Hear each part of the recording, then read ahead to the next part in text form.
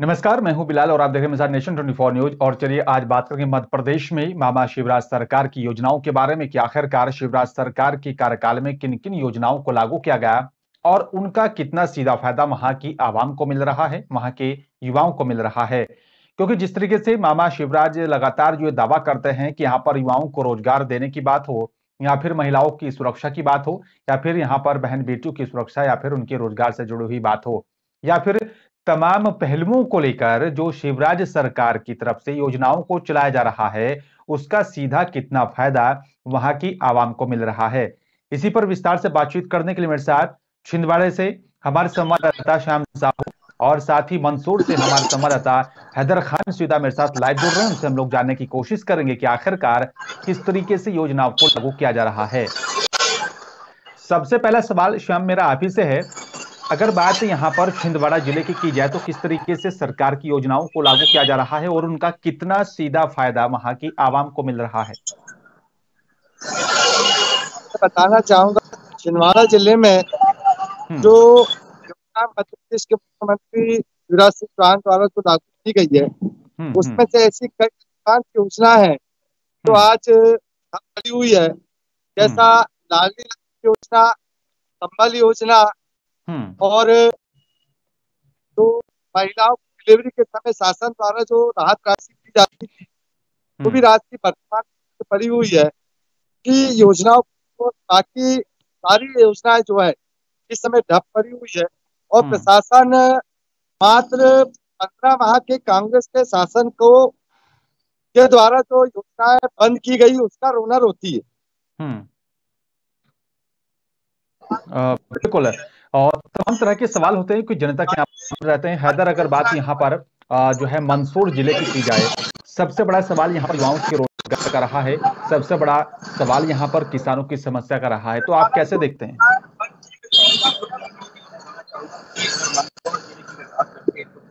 हम्म। राजस्थान सीमा से लगा हुआ जिला है और हम्म। राजस्थान की सीमा से लगा होने के कारण जो मंदसौर के जो युवा है वो कई हम्म। युवा आपको जयपुर और कोटा और अन्य जिलों में जाकर के राजस्थान में जाकर के अपना रोजगार चला रहे हैं। तो इसका मुख्य कारण है बेरोजगारी।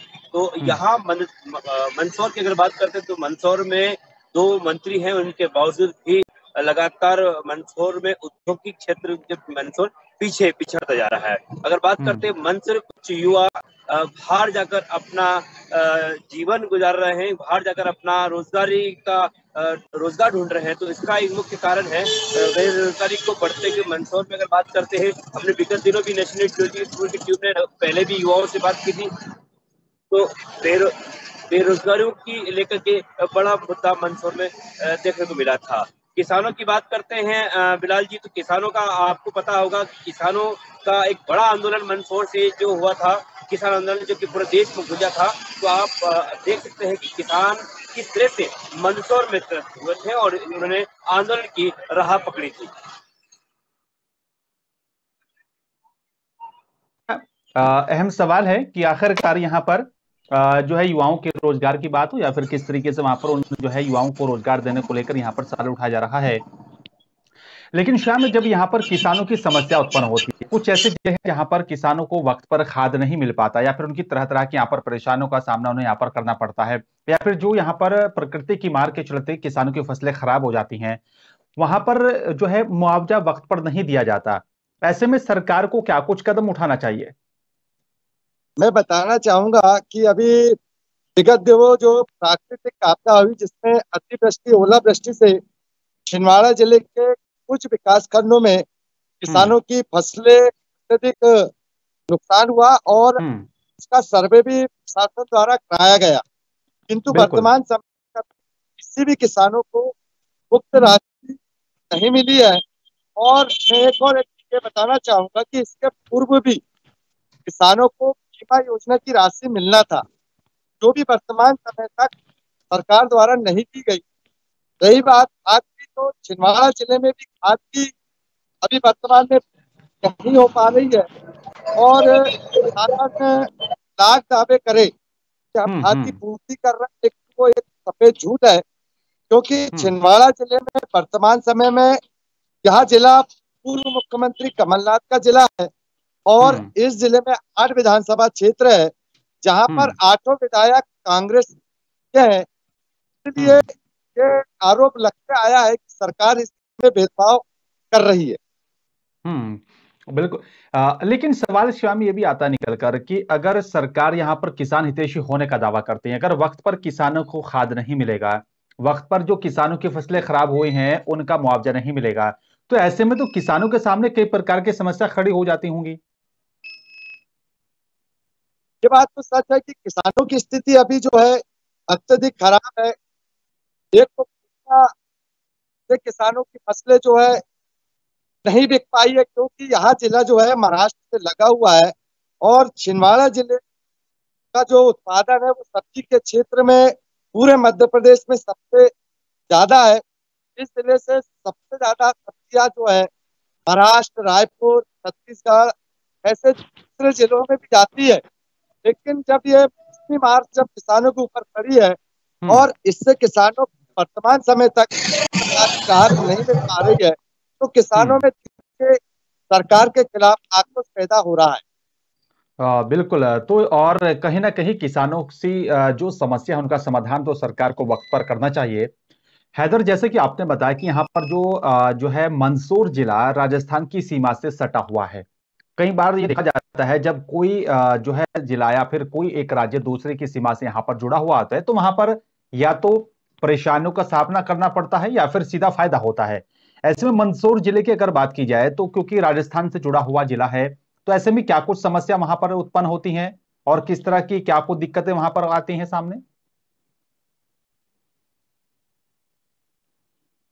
मंदसौर जिला है ये राजस्थान सीमा से लगा हुआ है। तो सबसे ये है कि राजस्थान की कुछ जो योजना है राजस्थान सरकार चला रही है, उस योजना का सीधा असर मध्य प्रदेश में होता है। तो कहीं न कहीं जिस तरह से मध्य प्रदेश की जो योजना है वो योजना जनता तक उसका ठीक से केवल नहीं हो पा रहा, जनता तक नहीं मिल पा रही है। ऐसी कई योजना है, लाडली लक्ष्मी योजना, संबल योजना, प्रधानमंत्री आवास योजना, ऐसी कई योजना है जिसका ठीक से जनता को उसका लाभ नहीं मिल पा रहा है।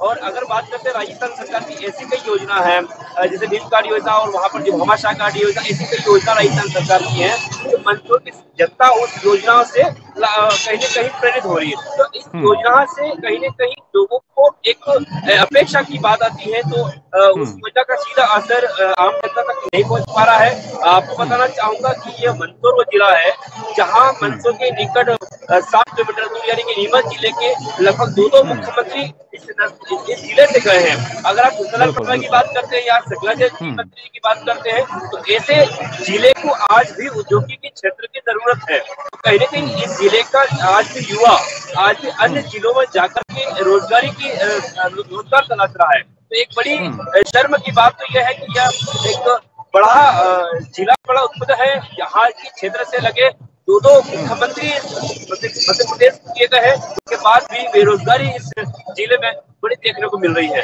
जी बिल्कुल। और जब तक इन समस्याओं का समाधान नहीं होगा तब तक विकास नहीं होगा और जनता की समस्या का समाधान ना होने के चलते उन्हें कई प्रकार की और भी समस्या उनके सामने खड़ी हो जाती है। श्याम, जैसे कि आपने बताया कि यहाँ पर अगर छिंदवाड़ा जिला जो महाराष्ट्र की सीमा से लगा हुआ है, कई बार क्या होता है कि सीमा से आदान प्रदान चीजों का यहाँ पर होता है, कालाबाजारी में भी बढ़ावा मिलता है। ऐसे में छिंदवाड़ा जिले की अगर बात की जाए तो किस तरीके से वहां पर जो है प्रशासन सतर्क रहता है और किस तरीके से अगर कोई कालाबाजारी एक दूसरे राज्य में होती है तो उसको कैसे रोका जाता है?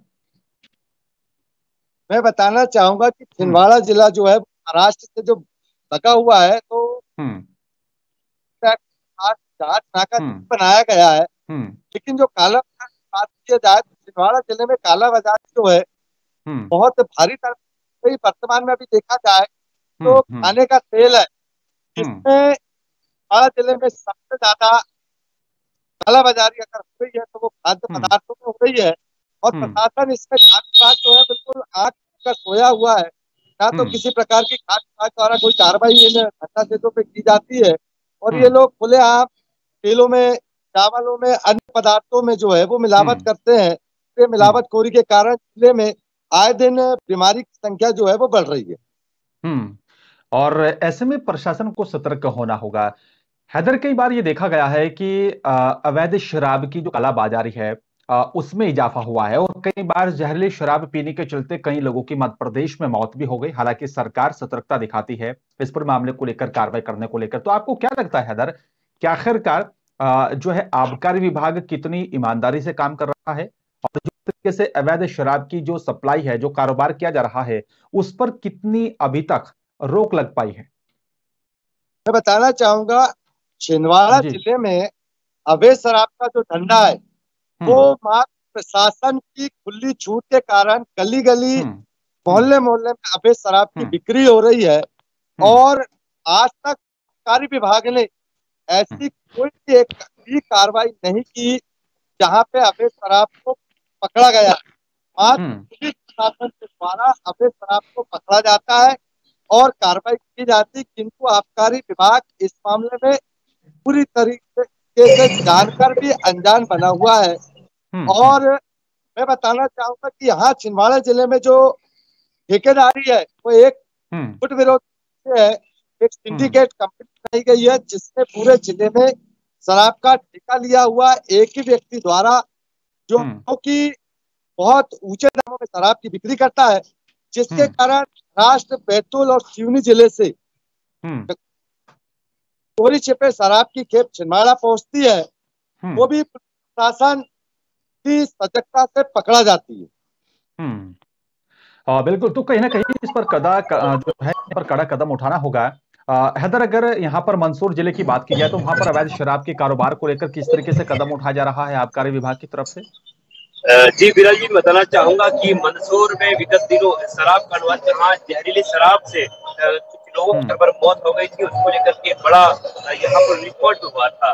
और हम्म। जिस क्षेत्र में शराब कांड हुआ था, जहरीली शराब कांड, वो आबकारी हम्म। मंत्री का ही शराब क्षेत्र है। वहाँ करते हैं तो वहाँ पर संबंधित थाना प्रभारी को वहाँ पर सस्पेंड कर हम्म। दिया गया था, तो आबकारी के अधिकारियों पर भी गाज गिरी हम्म। थी। तो कहीं न कहीं शराब, जब जहरीली शराब का इतनी बड़ी मात्रा में यहाँ से पकड़ा गया और उसके ऊपर रैकेट को पकड़ा गया और उस पर जब कार्रवाई की गई है, वो तो तारीफ के काबिल है। लेकिन सरकार को चाहिए और मंदसौर के आबकारी विभाग को चाहिए कि शराब की जो मिलावटी आज भी जारी है, वो जो बाजरा समुदाय की जो क्षेत्र है, जो आसपास के गाँव के अंदर, वो आज भी मौड़ी के रूप में रात के समय वो मौड़ी का एक शराब भी बनाते हैं और कुछ हम्म। मेलों में बेच करके वो आज भी शराब वो हम्म। मार्केट में और शहर में बिकी जा रही है। तो लेकिन हम्म। आबकारी विभाग पे उनकी कोई नजर नहीं पड़ रही है, क्योंकि इसका एक यही कारण है कि वो संबंधित थाना क्षेत्र में ये पड़ता है और रात हम्म। के समय में बाकी समुदाय क्षेत्र की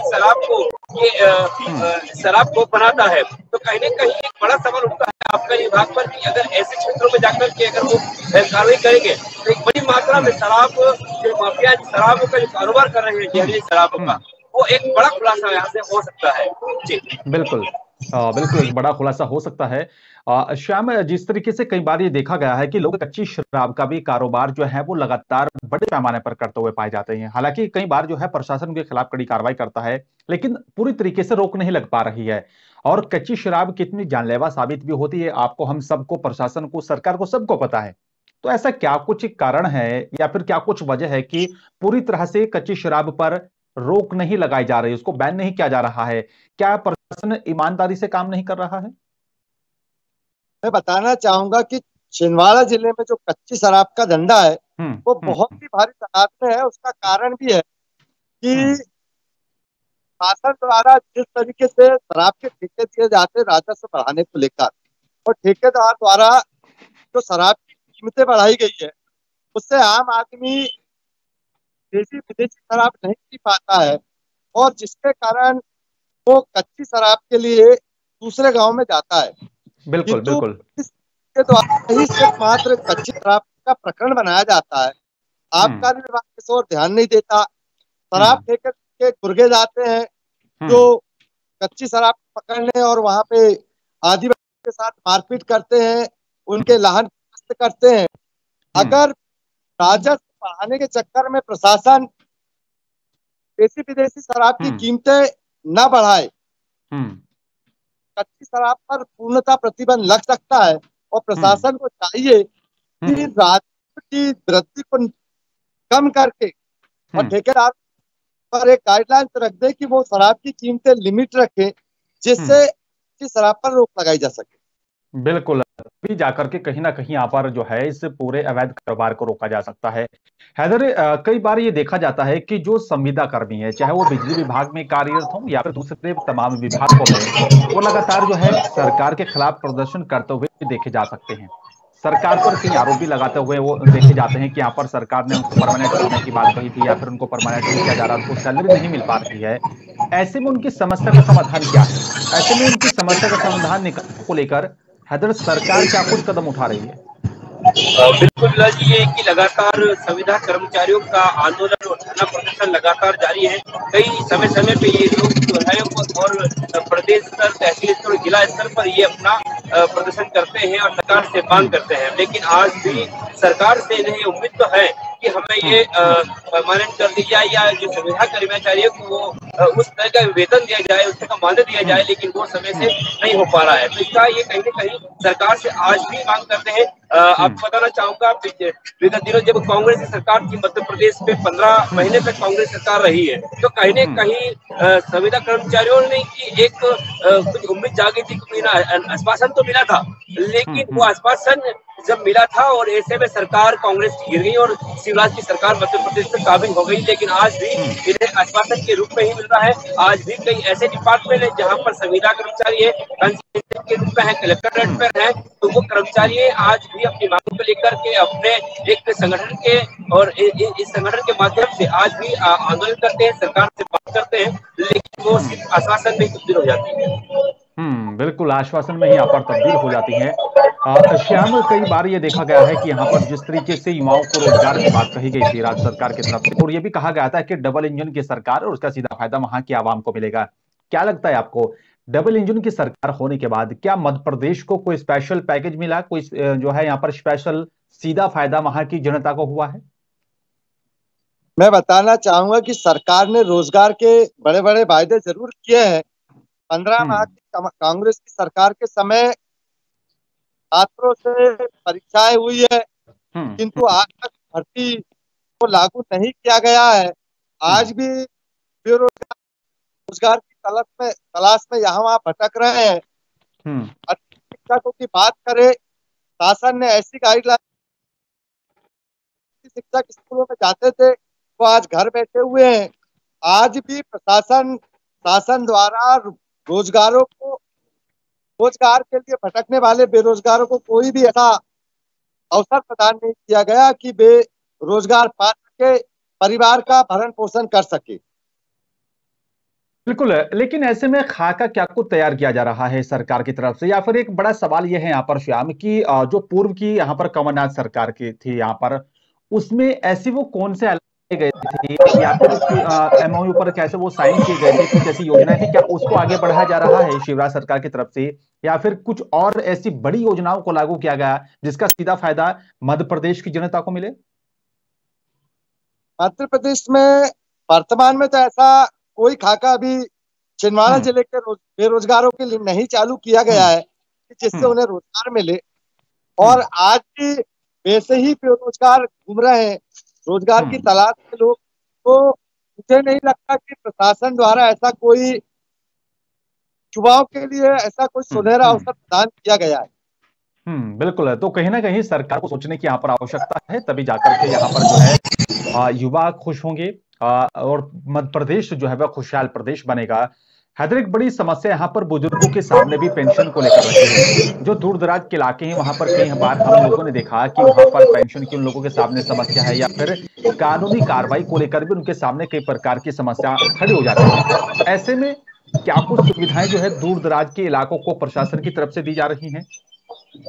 जी बिल्कुल, इस तरह से अगर बात करते हैं विधवा पेंशन, वृद्धा पेंशन और जो विकलांग पेंशन, अगर पेंशन की बात करते हैं सरकार की चलाई जा रही योजनाओं की अगर बात करते हैं तो इसका सीधा फायदा अगर बात करें मंदसौर जिले में, तो यानी कि 40% मंदसौर जिले के बुजुर्ग व्यक्ति है जो शासन से द्वारा चलाई जा रही योजना का वो लाभ ले रहे हैं। कई जो बुजुर्ग है वो आज भी फॉर्म लेकर के पंचायत में, नगर पालिका में, नगर निगम में वो लग रहे हैं कि वो वृद्धा पेंशन का उसका लाभ कैसे लिया जाए। दूसरा बताना चाहूंगा कि बड़ा सवाल यह है कि अगर इसमें विधवा पेंशन की बात करते हैं तो ऐसे कई हैं जो इस आपदा में परिवार वालों को, जिन महिलाओं ने जो खोया है, जिनके पति इस आपदा में जो देहांत उनका हो गया था, वो आज भी वो फॉर्म लेकर नगर पालिका और नगर पंचायत और जनपद पंचायत को चक्कर लगा रही है कि वो उन्हें उस विधवा पेंशन का वो लाभ उठा सके। और जिस तरह से शासन द्वारा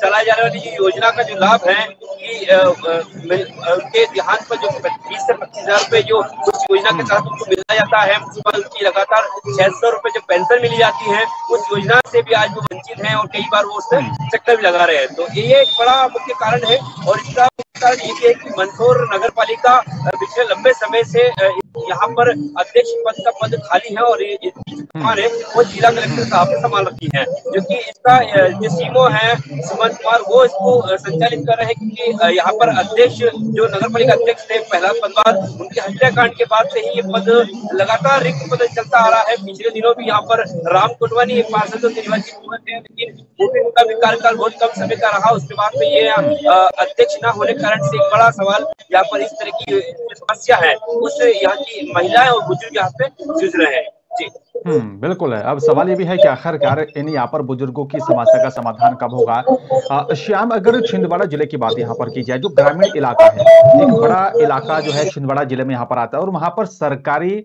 स्कूलों की अगर बात की जाती है तो उसमें वहां पर क्या कुछ सुविधाएं किस तरीके से सरकार की तरफ से लागू की जा रही हैं?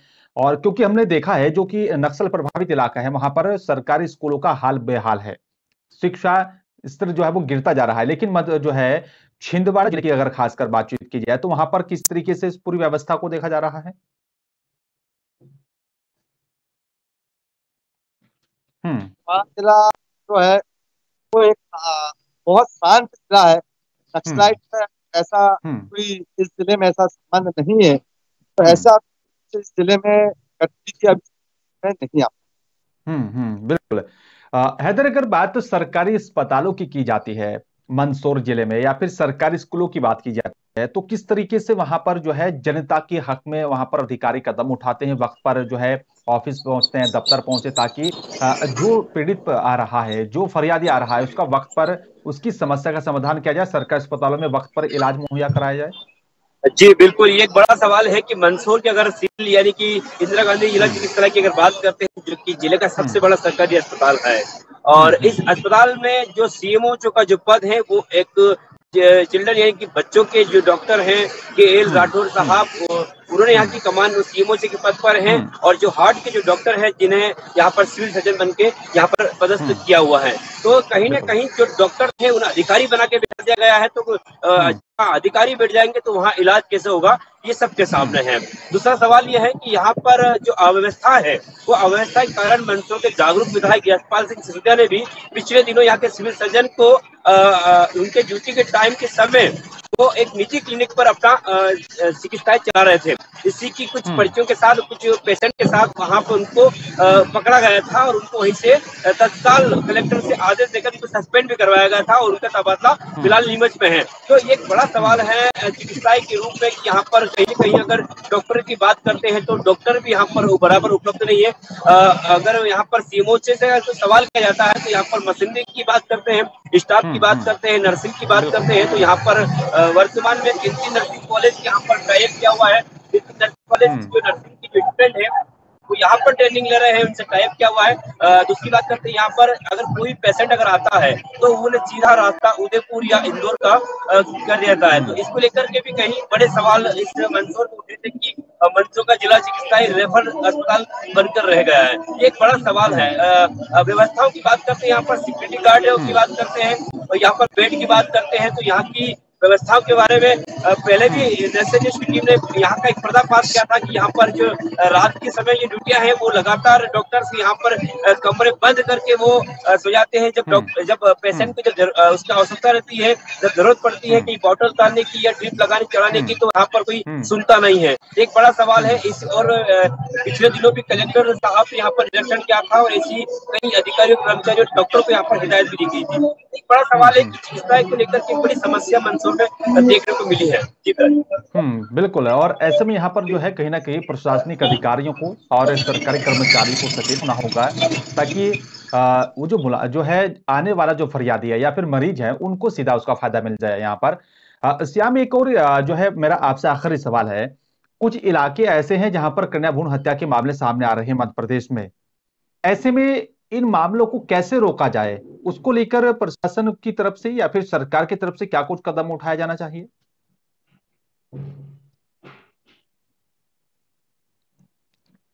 श्याम, आपको मेरी आवाज मिल पा रही है? हाँ सर। हाँ श्याम, आपसे मेरा आखिरी सवाल यह है कि कुछ इलाके ऐसे हैं मध्य प्रदेश में जहां पर कन्या भ्रूण हत्या के मामले बढ़े हैं। इस तरह के मामले लगातार सामने आ रहे हैं मध्य प्रदेश के कुछ इलाकों से। ऐसे में आपको क्या लगता है कि प्रशासन की तरफ से क्या कुछ कदम उठाया जाना चाहिए या फिर सरकार की तरफ से क्या कुछ कदम उठाया जाना चाहिए ताकि जो इस तरह के मामले सामने आ रहे हैं उन पर रोक लगाई जाए? बताना चाहूंगा कि छिंदवाड़ा जिले में ऐसा कभी कन्या भ्रूण का मामला हम्म। सामने नहीं आ पाया है। हम्म। हम्म। और साथ ही इस मामले में हम्म। आशा कार्यकर्ता, आंगनवाड़ी कार्यकर्ता हम्म। हम्म। और जनप्रतिनिधियों के माध्यम से एक हम्म। जागरूकता अभियान हर गांव गांव में जरूर चला रही है। हम्म। जिला कलेक्टर और पुलिस अधीक्षक हम्म। प्रतिदिन अपनी टीम को ऐसे मामलों में सजग रहने का निर्देश दे रहे हैं। तो हम्म। छिंदवाड़ा में अभी कन्या भ्रूण हत्या के मामला हम्म। अभी तो बिल्कुल जीरो पर है। हम्म। लेकिन प्रशासन को ऐसे मामले के हम्म। लिए प्रतिदिन एक ऐसी टीम बनाना चाहिए जो गांव गांव जाकर हम्म।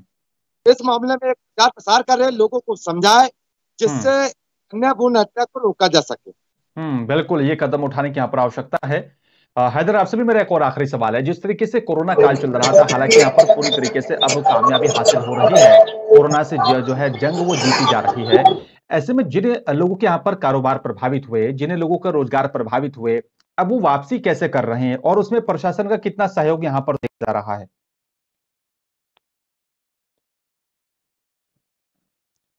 हैदर, आपको मेरी आवाज मिल पा रही है? हैदर, क्या आप मुझे सुन पा रहे हैं? हाँ हैदर, आपसे मेरा एक आखिरी सवाल है मेरा आपसे। जो कोरोना काल में लोगों का रोजगार जो प्रभावित हुआ है, जिन लोगों के रोजगार प्रभावित हो गए थे पूरी जो है पूर्ण तरीके से कोरोना काल में, हालांकि कोरोना से जंग सरकारें प्रशासन जीतने में कामयाब होते हुए नजर आ रहे हैं। ऐसे में फिर से उस व्यापार को खड़ा किया जा रहा है, रोजगार शुरू किए जा रहे हैं, उसमें प्रशासन का कैसे सहयोग यहाँ पर जो है मिल रहा है? जी बिल्कुल, ये है कि जिस तरह से लूलू लहर का यहाँ पे हम्म। हम्म। हम्म। हम्म।